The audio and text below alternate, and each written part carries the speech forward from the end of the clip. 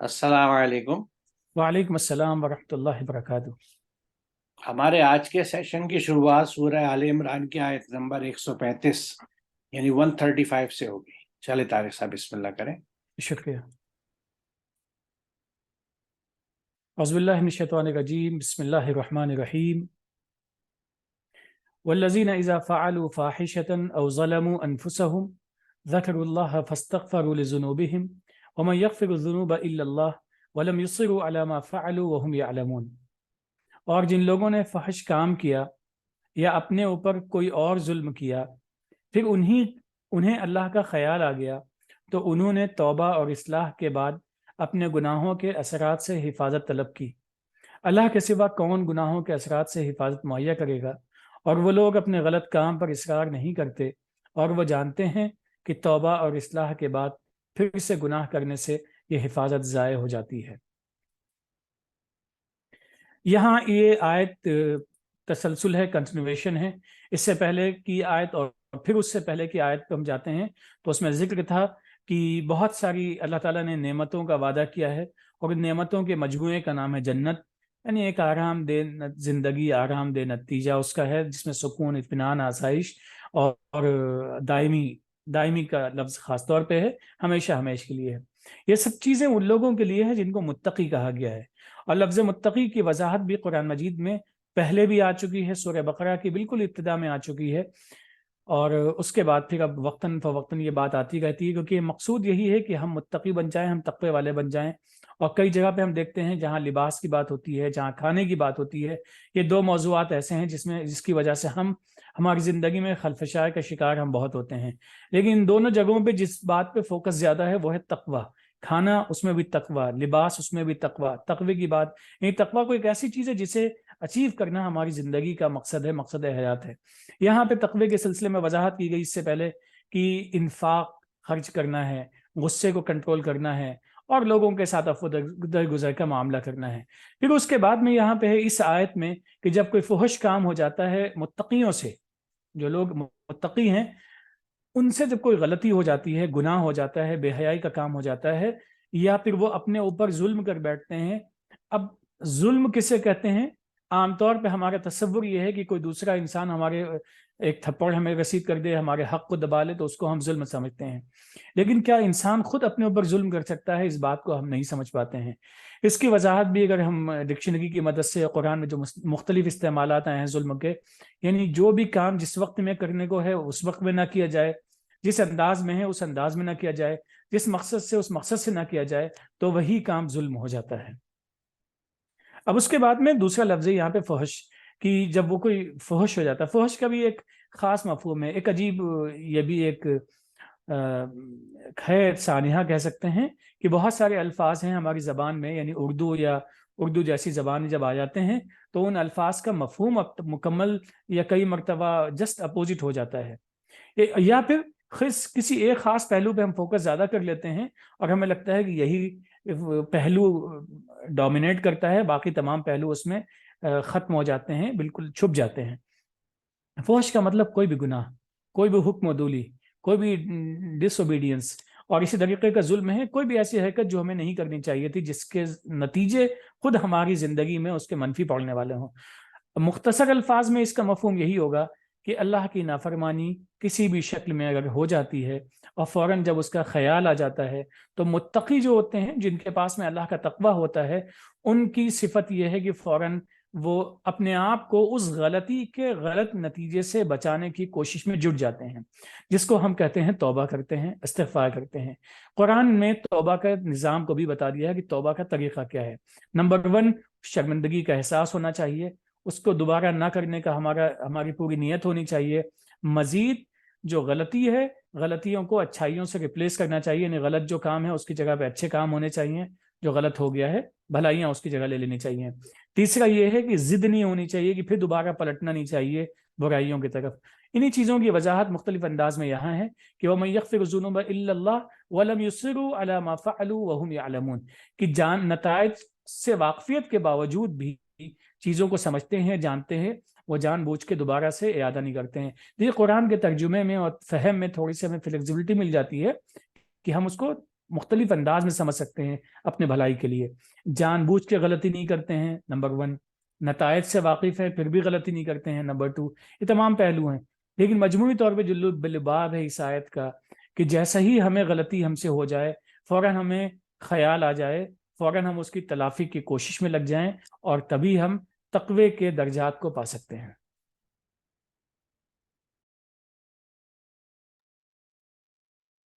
جی بہت ہی یہ میں سمجھتا ہوں کہ آئی اوپنر کہیے، یہ چشم کشا کہیے، اور بہت مفصل آیات ہے، جو کیونکہ ہمارے ایک عام کہاوت ہے کہ انسان غلطی کا پتلا ہے، غلطی ہوتی ہیں. اب ان غلطیوں کے ساتھ ہمارا کیا رد عمل ہو یا کیا ایٹیچیوڈ یا رویہ بنے. غلطی کری اور ٹال دیا کہ ٹھیک ہے اور کچھ دیکھیں گے، پھر کر دی تو وہ ایک دوسری سین ہوتا ہے، یہ ایک دوسرا سین ہے. دونوں کی تھوڑی سی میں بات کروں گا تفصیلی. پہلی بات تو یہ کہ جو جیسا آپ نے یہاں پہ فرمایا کہ یہاں جو لفظ فحش کا آیا ہے کہ جو لوگوں نے فحش کام کیا، تو یہ جو فحش لفظ ہے یہ ہمارے ہاں اردو میں عام طور سے بے حیائی، بے شرمی اور آوارگی کے لیے استعمال کیا جاتا ہے، لیکن فحش ہر قسم کی برائی کے لیے استعمال ہوتا ہے. یعنی اللہ کے حکم سے کسی بھی طرح سے ہٹنا، جس کو گناہ یا اسمن کہا جاتا ہے، جس کی وجہ سے انسان کے اندر اس کی پازیٹیو گروتھ رک جاتی ہے، نیگیٹو گروتھ بڑھ جاتی ہے، اس کی وجہ سے اس میں سستی آ جاتی ہے، اور وہ تندہی جو ایک بندے میں، دیکھیے ہم اللہ اور اپنے رشتے کو آقا اور غلام کا رشتہ کہتے ہیں. کون آقا ہوگا جو تھکے ہوئے سست اپنے غلام یا بندے کو پسند کرے گا؟ تو جو گناہ ہے وہ ہمارے اندر ایک تھکان، ایک سلونیس، سستی پیدا کرتے ہیں. اس کی تفصیل کئی دفعہ بھی چکی ہے، پھر بتا دوں گا. فی الحال میں اس پہ فوکس کرنا چاہتا ہوں کہ یہ برائی اور اس کا آگے کا حصہ جو ہے یہ خود اپنے آپ میں بہت اہم ہے کہ انہوں نے اپنے اوپر کوئی ظلم کیا. یعنی ہم اس طرح سمجھیں کہ اللہ کے احکامات سے ہٹ کے جب ہم بھی کوئی کام کرتے ہیں، کوئی بھی، تو وہ برائی ہے، وہ فحش ہے، وہ گناہ ہے. یعنی اسم جس کو استعمال کیا جاتا ہے عربی میں لفظ، اور اس سے ہم اپنے اوپر ہی ظلم کرتے ہیں. یہ سب سے اہم نقطہ ہے کہ جو لوگ اللہ کے احکامات سے ہٹ کے کام کرتے ہیں وہ کسی کا نقصان نہیں پہنچاتے. بظاہر لگتا ہے کہ صاحب ایک صاحب ہیں، وہ تو ہم کہتے ہیں بڑے بھائی چتر ہیں، بہت ہوشیار ہیں اور جگاڑو ہیں، اور اس کا حصہ انہوں نے مار رکھا ہے، وہ زمین قبضے میں کر رکھی ہے، وہاں سے انہوں نے یہ لے لیا. تو ایسے آدمی کو، جس کو کبھی ہم اسٹریٹ اسمارٹ کہتے ہیں، کہ بہت ہی چلتا پرزا قسم کا ہے، عموماً لوگ کبھی کبھی، حالانکہ افسوس کی بات ہے لیکن رش بھی کرتے ہیں کہ بھائی دیکھو کتنا چلتا پرزا ہے، اپنے کام نکال لیتا ہے. اچھا وہ آدمی بھی اپنے تئیں سمجھتا ہے کہ میں تو بائی ہک اینڈ کروک اپنے کام نکال لیتا ہوں. لیکن در حقیقت ہوتا کیا ہے کہ جو ہم یہ سوچ رہے ہیں کہ اس نے کسی کا نقصان کیا، اس سب سے بڑا نقصان اس نے اپنا کیا. پہلے ہم یہ دیکھیں دوسرے کا نقصان کیوں نہیں کیا. دوسرے کا نقصان اس لیے نہیں کیا کہ ہر شخص کا رازق اللہ ہے، یعنی ہر پروویژنس کو دینے والا اللہ ہے ہر ایک کے لیے، اور وہ اس کو دیتا ہے جو طلب کرتا ہے. طلب کرنے کا طریقہ کیا ہوتا ہے؟ زبانی نہیں ہوتا، جو اس کے لیے محنت کرتا ہے. تو ایک شخص اگر اپنے لیے محنت کر کے کوئی رزق فراہم کر رہا ہے، اللہ سے لے رہا ہے، اور اس میں سے کچھ حصہ کسی نے مار دیا، تو اللہ تو فوراً اس کو کمپنسیٹ کرے گا، کیونکہ اس کی محنت کا پھل، اس کا رزق، اس کے حصے کا اللہ دے گا، کیونکہ وہ رازق ہے، وہ رب ہے. اس کا کام ہی نہیں، اس کا حصہ آپ نہیں کاٹ سکتے. وہ اس وقت ملے، کسی اور شکل میں ملے، لیکن اس کو آپ نقصان نہیں پہنچا سکتے. دوسری طرف آپ نے ایک غلط کام کر کے جب چیز کو اپنا لیا، کسی چیز کو ہتھیا لیا، قبضے میں لے لیا، تو اس غلط کام کی وجہ سے آپ کے نفس پہ جو برا اثر پڑے گا، جسے کہتے ہیں نا کہ آپ نے پوائنٹس لوز کر دیے، یا آپ کا قلب سیاہ ہو گیا، اس پہ کالے دھبے بڑھنے لگے، اس کی وجہ سے آپ کی شخصیت میں گراوٹ آتی ہے، آپ کے کام میں سستی آتی ہے، اور آدمی تلاسانی ماننے لگتا ہے، جسے ہم حرام خور کہتے ہیں کہ بھئی اس کو محنت کی کمائی کھانے کی عادت نہیں ہے. یہ لیٹ بیک ایٹیٹیوڈ بھی کسی حد تک ہم کہہ سکتے ہیں کہ وہ تنہائی سے اپنی ذمہ داری ادا نہیں کر رہا، نہ وہ اپنی ذمہ داری یہاں ادا کرتا ہے اپنے سماجی تعلق سے، اور نہ اللہ کی تعین کرتا ہے. تو یہ جو سستی آتی ہے، یہ اللہ کے احکامات سے جب آدمی ہٹتا ہے تو، اور یہ نقصان جو ہے اس کا زیادہ بڑا ہے، کیونکہ اس سے یہ اپنے نفس کو جب خراب کرتا ہے، اس کو سیاہ کرتا ہے یا اس کو نیگیٹو بناتا چلا جاتا ہے، تو یہ جتنی نیگیٹیوٹی یا اس کے قلب کی سیاہی کہہ لیجیے یا اس کے قلب کی ڈیفارمیشن ہوتی ہے، یہ اس کو اس لیے نقصان دیتی ہے کہ یہ نیگیٹو گروتھ، منفی گروتھ شروع ہو جاتی ہے، جس کی وجہ سے اس کا نفس اس شیپ میں جانے لگتا ہے، وہ شکل اختیار کرنے لگتا ہے جو اللہ کے قابل قبول نہیں ہے۔ دیکھیے قرآن میں جب اللہ تعالیٰ یہ کہتا ہے نا کہ جب اسلام کے علاوہ کوئی اور دین لے قیامت کے دن لے کے حاضر ہوں گے تو وہ قبول نہیں کیا جائے گا، اس کے پیچھے بھی وجہ یہی ہے کہ جو طریقہ کار اللہ تعالیٰ نے ہر کام کو کرنے کے لیے بتایا ہے، اس سے ہٹ کے اگر آپ کچھ کرتے ہیں تو وہ اللہ کے ایکسیپٹیبل نہیں ہے، کیونکہ اس سے وہ نتیجے آ ہی نہیں سکتے جو اللہ کے احکامات کے حساب سے چلنے سے آتے ہیں۔ ہم نیچر میں دیکھتے ہیں کہ اللہ کے جتنی چیزیں بن رہی ہیں، سنتھیسس ہو رہی ہے اس کائنات میں ہر جگہ، وہ اللہ کے ان قوانین کے تحت ہو رہی ہے جو بیسٹ ریزلٹس ڈیلیور کرتے ہیں، بیسٹ ایفیشنسی سے۔ اس سے بہتر کوئی انسان بنا ہی نہیں سکتا۔ اسی لیے اللہ تعالیٰ قرآن میں یہ چیلنج دیتا ہے کہ تم اس کی تخلیق میں دیکھو، کہیں تم کمی نہیں پاؤ گے، تم پھر دیکھو، دیکھتے رہو، تمہاری نظر تھک جائے گی، یعنی تم ڈھونڈ کے تنگ آ جاؤ گے، تمہیں خرابی نہیں ملے گی۔ تو اس کے جو سسٹمز ہیں وہ اتنے پرفیکٹلی کام کرتے ہیں کہ آپ اس میں ڈیفیکٹ نہیں ڈھونڈ سکتے۔ اسی چیز کو سمجھ کے آج ہمارے سائنٹسٹ اور ٹیکنوکریٹس جو ہیں وہ اللہ کے سنتھیٹک سسٹمز اور سنتھیسس کے سسٹمز کو استعمال کرتے ہیں، یہ میں پہلے بھی ذکر کر چکا ہوں۔ تو وہ سسٹمز اتنے پرفیکٹ ہیں، اب وہ سسٹم ہی جب ہمیں ایک چیز یہ بتاتا ہے ہماری اپنی مشینری چلانے کے لیے کہ یہ کام آپ کو کرنا ہے یا نہیں کرنا، اب ایسے میں کوئی صاحب جب وہ کام کرتے ہیں جو منع کیا گیا ہے تو نیچرلی وہ اپنے سسٹم کو ڈیمیج کر رہے ہیں، اور یہ ڈیمیج جب ایکومولیٹ ہوتے چلے جاتے ہیں، بڑھتے چلے جاتے ہیں، تو پھر ایک اسٹیج آف نو ریٹرن آ جاتی ہے، جس کو قرآن اس طرح کہتا ہے کہ ان کے دلوں پہ سیل لگ گئی ہے، آنکھوں پہ پردے پڑ گئے ہیں، کانوں میں گرانی پیدا ہو چکی ہے، یعنی they have lost all these senses.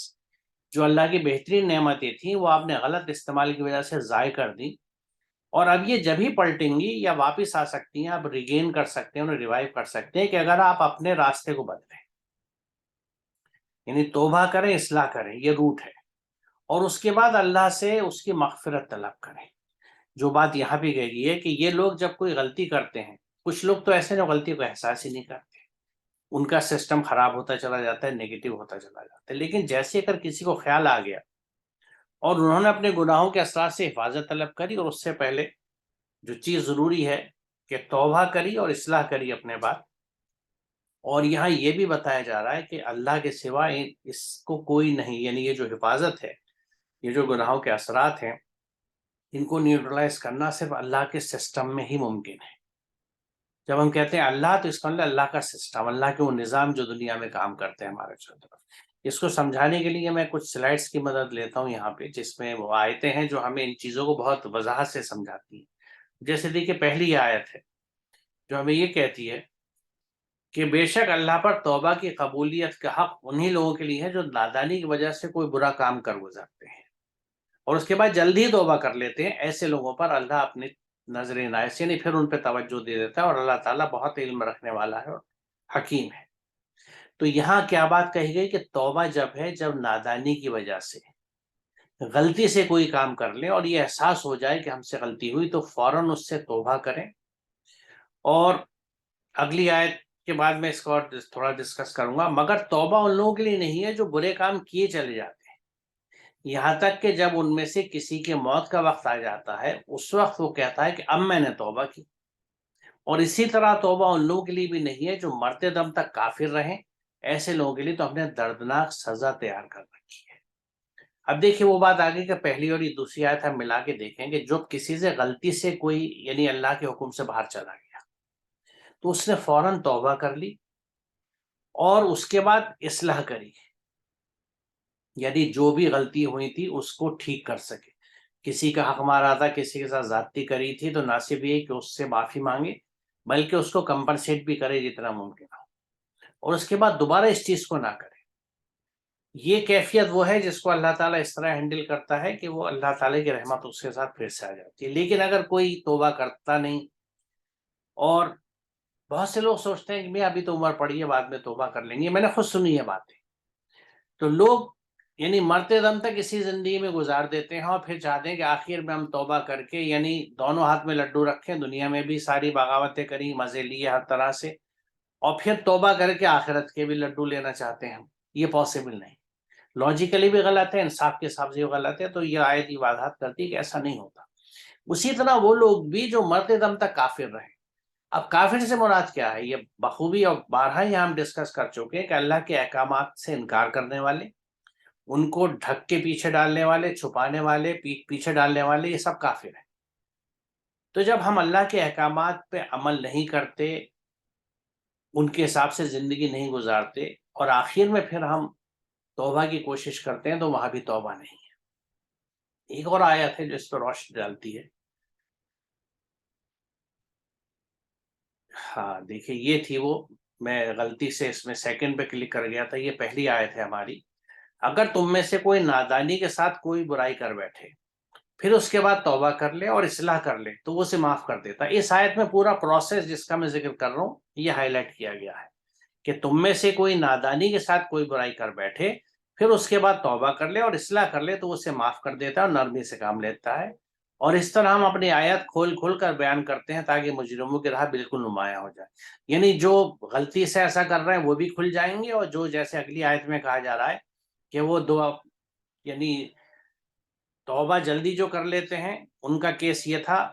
دوسرا یہ کیٹیگری ہے کہ جو برے کام کرتے جائیں یہاں تک کہ جب موت کا وقت آ جاتا ہے جب وہ توبہ کرتے ہیں، یا جو مرتے دم تک کافر رہے. تو ان تین آیتوں میں دونوں کیٹیگریز واضح ہو گئی کہ کسی کی غلطی سے کوئی گناہ کر لیتا ہے اور اس کے بعد توبہ کر کے اپنی اصلاح کر لیتا ہے تو وہ معاملہ دوسرا ہے. اور جو غلطی کرتا چلا جاتا ہے اور مرتے وقت توبہ کرتا ہے، یا اس غلطی تو بہرحال وہ کرے گا جو کہیں نہ کہیں اللہ کے احکامات پہ چلتا ہے، لیکن جو اللہ کے احکامات سے یا تو ریئلی یعنی منہ سے منع کر دیتے ہیں، منکر ہیں، انکار کرنے والے ہیں، یا اس پہ عمل نہیں کرتے، پیچھے ڈالنے والے ہیں، ان سب کو آخر وقت میں معافی اس لیے نہیں ملتی کہ تم نے پوری زندگی جب اس طرح سے گزاری ہے تو اس کے حساب سے تمہاری شخصیت جتنی نیگیٹو ہو چکی ہے اپنی 50 60 70 سال کی زندگی میں، تو اس وقت اب اس کو آپ پازیٹیو نہیں کر سکتے، کیونکہ جو ٹیڑھی بنیاد پہ پوری عمارت آپ 100 منزلہ کھڑی کر چکے، اب آپ چاہیں کہ میں اس کی بنیاد کو سیدھا کر کے اس کو سیدھا کر لوں، تو آپ سوچئے خود کہ کیا ہماری زندگی میں ممکن ہے؟ کیا جب بنیاد ٹیڑھی پڑی اور اس پہ پوری بلڈنگ ٹیڑھی کھڑی ہو گئی، تو اب آپ کسی طرح سے اس کا پراشچت یا بھرپائی نہیں کر سکتے، کیونکہ جو اب آپ کر چکے ہیں اب آپ کو اسی کا خمیازہ بھگتنا ہے، اسی کا نتیجہ بھگتنا ہے. کوئی طریقہ ایسا نہیں ہے، اور نہ اللہ کا یہ قانون ہے کہ اس کے بعد کوئی میجک وینڈ جس کو کہتے ہیں کہ کوئی جادو کی چھڑی آ جائے گی اور اس سے آپ کی بلڈنگ اور نیو ساری سیدھی ہو جائیں گی، کیونکہ اللہ غفور رحیم ہے، اس نے آپ کو معاف کر دیا. یہ کنسیپٹس ہمارے یہاں جو ہیں ان کو صحیح سمجھنا بڑا ضروری ہے. اور اسی میں یہ چیز بھی ہے کہ برائی کرنے کے بعد اگر ہم فوراً اپنے آپ کا یعنی کورس کریکشن نہیں کرتے تو اس میں نقصان ہمارا ہی ہوتا ہے. اور یہاں یہ نقطہ بہت اہم ہے کہ جب ہم کوئی کام برا کرتے ہیں، غلط کرتے ہیں، تو در حقیقت ہم دوسرے کا اتنا نقصان نہیں پہنچا رہے، ہم اپنا نقصان کرتے ہیں. کیونکہ دوسرے کو فائدہ پہنچانا یا نقصان پہنچانا کسی بھی شخص کے ہاتھ میں نہیں ہے. یہ بات بھی ہمیں سمجھنی چاہیے، کیونکہ کسی کو بھی جو فائدہ اور نقصان پہنچتا ہے وہ اس کے اعمال کی وجہ سے پہنچتا ہے. خود قرآن اس بات کو کہتا ہے، یہ میں نہیں کہہ رہا. تو یعنی اگر آپ کسی کو نقصان پہنچانا چاہ رہے ہیں تو سچی بات یہ ہے کہ آپ اسے نقصان پہنچا ہی نہیں سکتے، الا یہ کہ اس کے خود معاملات ایسے ہوں کہ وہ نقصان اس کے ہاں آنا ہو، اس کا ہونا ہو. اب وہ اس کو کسی اور طریقے سے بھی ہوتا، لیکن آپ نے اپنے ہاتھ سے کر کے اپنے آپ کو ایجنسی بنا کے اس کام کا اپنے اوپر گناہ لے لیا. آپ کی غلط حرکت کی وجہ سے جو اس کے لیے ہونا تھا، اس کے اعمال کی وجہ سے وہ ہوا، لیکن آپ ایجنسی بن گئے بیچ میں کیونکہ آپ برا چاہ رہے تھے. تو اس کا تو اگر برا ہونا ہے اس کے اعمال کی وجہ سے تو ہوگا، اور نہیں ہے تو کوئی نہیں کر سکتا. لیکن آپ نے دونوں صورت میں یعنی باہر صورت اپنا نقصان کر لیا، کوئی غلط کام کر کے، اللہ کے احکامات سے ہٹ کے، کسی کا حق مار کے، کسی کو نقصان پہنچا کے، یا ایک بہت ساری چیزیں، یہ ایک چیز نہیں ہے جو قرآن وضاحت سے کہتا ہے.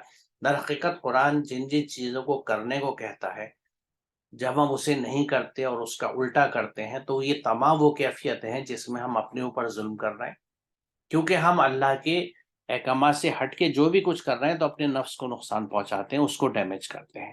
اب تھوڑی سی استغفار کی بات کر لیں کیونکہ وہ بڑا اہم ہے۔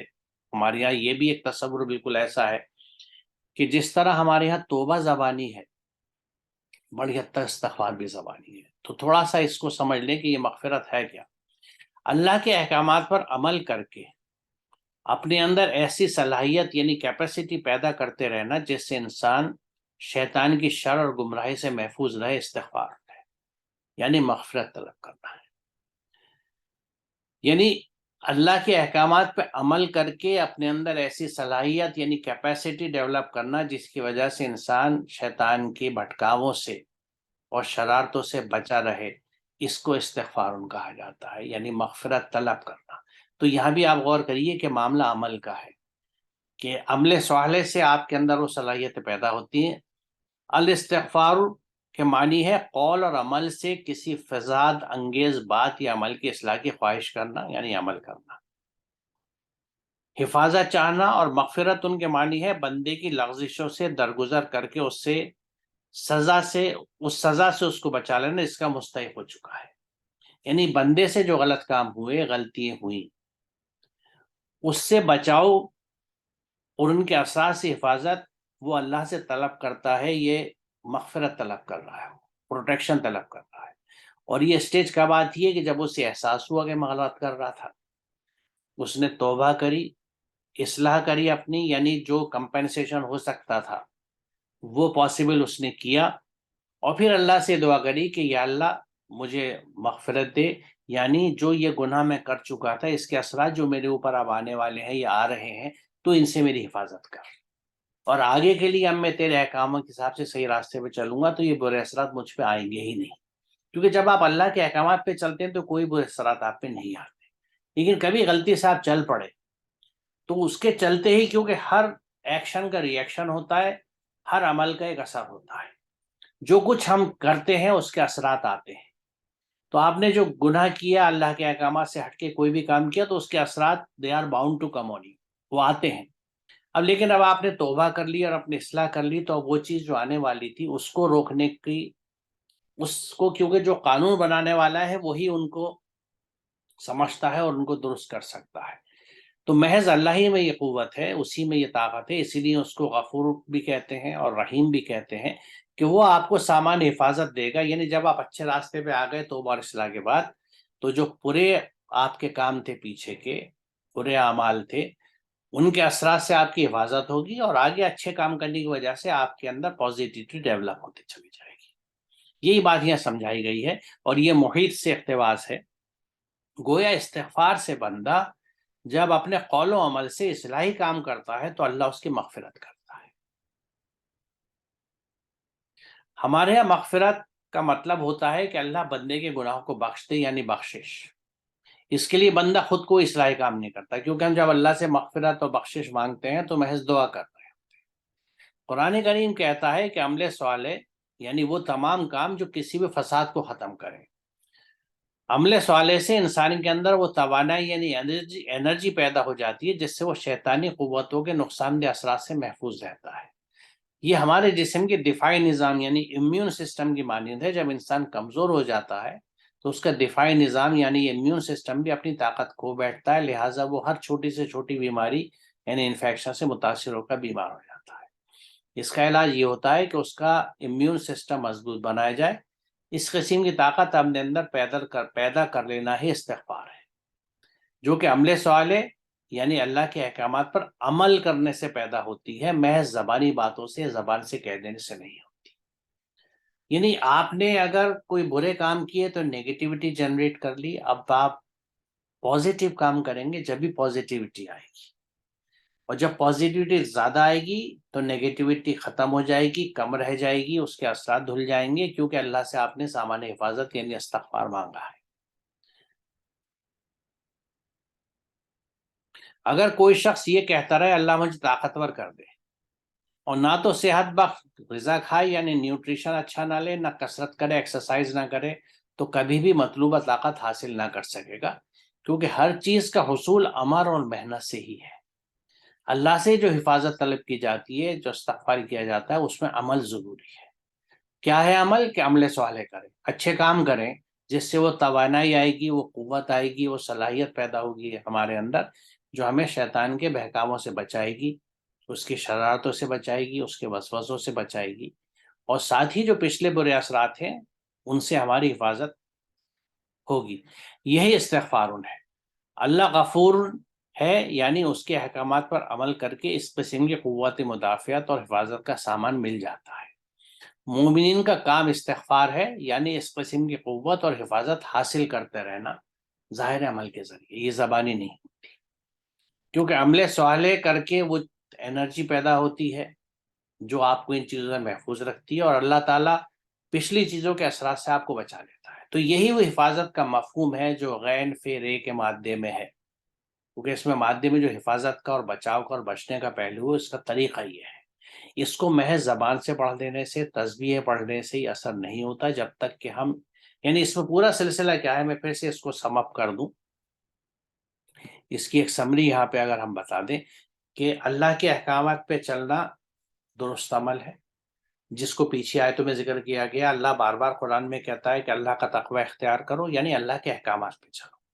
اب یہ انڈرسٹوڈ بات ہے، لیکن مجبوراً بار بار کہنی پڑتی ہے، کیونکہ یہ تصور ہمارے یہاں کم پایا جاتا ہے کہ اللہ کے احکامات پہ وہی چلتا ہے جو اللہ کے احکامات سے واقف۔ اللہ کے احکامات سے واقف ہونے کے لیے پورے قرآن کو سمجھ کے پڑھنا اور نوٹس بنانا، لکھ کے یاد کرنے کے لیے اپنے، کہ مجھے کس چیز سے منع کیا گیا ہے، کس چیز کو کرنے کا حکم ہے۔ یہ طریقہ ہے کتاب ہدایت کو پڑھنے اور سمجھنے کا۔ ہم کسی کتاب کو اپنے کسی بھی امتحان کو یاد کیجئے جب آپ نے دیا ہو پیچھے کسی بھی کلاس کا، اسکول میں، کالج میں، یونیورسٹی میں، کیا آپ نے کسی امتحان کی تیاری بنا نوٹس کے کری؟ ایک کتاب بھی ہوتی ہے تو اس میں سب نوٹس بناتے ہیں، اور اچھے نوٹس بنانے ہیں تو کئی کتابوں سے لے کے نوٹس کیوں بناتے ہیں؟ تاکہ جو انسٹرکشنز ہیں ہمیں یاد رہے۔ تو قرآن کے انسٹرکشنز کو یاد رکھنے کے لیے میں قرآن کے نوٹس بنانے بہت ضروری ہے، اور اس میں سب سے بیسک نقطہ یہ ہے کہ جو آیت آپ پڑھیں، جو صورت آپ کے مطالعے میں ہو، اس میں جس چیز کو کرنے کا حکم ہے اسے لکھ لیں، اور جس چیز سے منع کیا گیا اسے لکھ لیں، اور اس پہ پھر عمل کریں، اس کو دہراتے رہیں تاکہ آپ کو یاد ہو جائے۔ تو جب ہم اس طرح سے اچھے کام کرتے ہیں تو جیسے جیسے جس حکم کو ہم اللہ کے مانتے ہیں، ہمارے تقوی کا اسکیل بڑھتا ہے، ہماری پازیٹیوٹی بڑھتی ہے، یہ سمجھیے اسکور ہمارا بڑھتا چلا جاتا ہے۔ کہ مان لیجیے اگر قرآن میں 100 احکامات ہیں، ہم نے 4 کیا تو اسکور 4 آؤٹ آف 100 ہو گیا، 6 کی، 8 کی، 10 کی، جیسے جیسے ہم زیادہ تر احکامات پہ چلتے رہیں گے اسکور بڑھتا چلا جائے گا، جب تک کہ، اور اس سے بہتر دعا کیا ہو سکتی ہے کہ ہم سب کا 100% 100% اسکور ہو، یعنی 100 آؤٹ آف 100۔ اللہ تعالیٰ کے جو احکامات اگر 100 ہیں تو ہم 100 کے 100 پہ عمل کرتے ہیں۔ تو یہ اعلیٰ ترین تقوی کا درجہ ہے، جس کے لیے خود قرآن یہ کہتا ہے کہ اللہ کے نزدیک سب سے عزت والا وہ ہے جو تقوی میں زیادہ ہے۔ تو کبھی لیکن اگر ہم اللہ کے احکامات سے ہٹ کے کچھ چیز کسی اور کے حکم کے تحت کرتے ہیں، چاہے اپنے دل یا اپنی خواہش کی وجہ سے کریں، خاندان کے بیوی بچوں کے کہنے پہ کریں، رسم و رواج کی وجہ سے کریں، طور طریقوں کی وجہ سے کریں، اپنے بڑوں کے کہنے کی وجہ سے کریں، اور وہ اللہ کے حکم کے مطابق نہ ہو، تو یہ ہم سے اب غلطی ہوگی، یہ ایک نیگیٹو کام ہم سے ہوگا۔ اس کا احساس ہوتے ہی ہم اس سے توبہ کرتے ہیں، اپنی اصلاح کرتے ہیں، یعنی جو غلطی ہوئی تھی اس کو انڈو کرتے ہیں جتنا ممکن ہو۔ مثال طور پہ جس کو آپ نے نقصان پہنچایا تھا وہ اگر گزر گیا، تو اب اگر اس کے وارث ہیں یا جو لوگ بھی اس کے، یعنی ایسے لوگ ہوں جو اس کے پیچھے رہے ہوں، وارث ہی صحیح لفظ ہے اس کے لیے، تو ان کو ہم اس کی بھرپائی کریں، یعنی جو بھی ممکن ہو پاسبلی انڈو کریں اس ڈیمیج کو جو ہماری غلطی کی وجہ سے ہو گیا تھا، اور پھر اللہ سے دعا کریں کہ یا اللہ مجھ سے غلطی ہوئی تھی، میں توبہ کرتا ہوں، اور آئندہ میں ایسا نہیں کروں گا، تو میری حفاظت فرما، یعنی میری مغفرت فرما۔ تو یہاں اللہ تعالیٰ جب آپ آگے اچھے کام کر رہے ہیں تو اچھے اثرات دیتا ہے ان کے آپ کے اوپر، آپ کا نفس پازیٹیو ہوتا چلا جاتا ہے، آپ کی شخصیت نکھرتی چلی جاتی ہے، اور آپ کے نفس کی حالت، آپ کے اندر کی حالت، آپ کی شخصیت بہتر ہوتی چلی جاتی ہے۔ اور اگر ایسا نہیں کرتے تو یہ چیز دوسری طرف جانے لگتی ہے۔ تو یہ ایک پورا سسٹم ہے توبہ کو احساس کر کے، لیکن ان سب کے پیچھے دیکھیے جو بنیادی بات وہیں آتی ہے جو گائیڈنگ پرنسپل ہے، کہ اگر ہمیں یہی نہیں پتا کہ اللہ نے کن چیزوں کو کرنے کا حکم دیا ہے اور کن چیزوں سے روکا ہے، تو ہمارے پاس ریفرنس اسٹیٹ کیا ہے، انڈیکس کیا ہے، ہم کیسے جانچیں گے کہ کام ہم نے غلط کر لیا. کچھ کام ہے جن کو ہم عام طور سے جانتے ہیں کیونکہ وہ بھی نسل در نسل اچھائیوں کے طور پہ چلے آ رہے ہیں کہ بھئی جھوٹ نہیں بولنا چاہیے، کسی کا دل نہیں دکھانا چاہیے، غیبت نہیں کرنی چاہیے. یہ کچھ چیزیں ہیں جو چلتی ہیں، حالانکہ ان کو بھی اب بہت زیادہ نہ کوئی سکھاتا ہے، نہ ان کو دہرایا جاتا ہے، نہ بچوں کو. کیونکہ اب اسکولوں میں پہلے بورڈ لگے ہوئے دیکھتے تھے ہم، اچھے کام، نیک اعمال. یہ سب چیزیں اب غائب ہوتی جا رہی ہیں اسکولوں سے. یعنی یہ جو ویلیوز تھیں، یہ جو ہیومن ویلیوز ہیں بیسیکلی، کیونکہ سبھی مذاہب ان اچھی چیزوں کی تعلیم دیتے ہیں کیونکہ سب آئے وہیں سے ہیں. وہی اللہ ہے، اسی کی کتاب ہدایت ہر زمانے میں، ہر علاقے میں، ہر زمانے میں بھیجی گئی ہے. تو اس میں سے ریمننٹ اٹھ کے بچی کچھ ایک اچھے اعمال اور اچھی باتیں ہر قوموں میں نظر آتی ہیں ہمیں. لیکن وہ اب ہم ان کا سسٹم جو تھا بچوں کو یاد دہانی کرنے کا، ان کو دہرانے کا، وہ ختم ہوتا چلا جا رہا ہے. تو ایسے میں نیچرلی ہم یہ سمجھ سکتے ہیں کہ جب ہم اللہ کے احکامات کو پوری طرح سے سمجھتے ہی نہیں ہیں تو پھر ہر کام بھی جو ہم کر رہے ہیں مور دین 60% چانس یہ ہوگا کہ اللہ کے حکم کے حساب سے نہیں ہوگا. یعنی ہم اپنے اوپر ظلم کریں گے، اپنی شخصیت ڈیمیج کریں گے، اپنے نفس کو خراب کر لیں گے. اور اس کے باوجود پھر اگر ہم نمازیں پڑھ کے دعا کر دیں گے کہ یا اللہ تو ہمیں جنت دے دے، اور ہم یہ سمجھ کے چلیں کہ ہمیں جنت مل جائے گی، تو یہ خام خیالی ہوگی.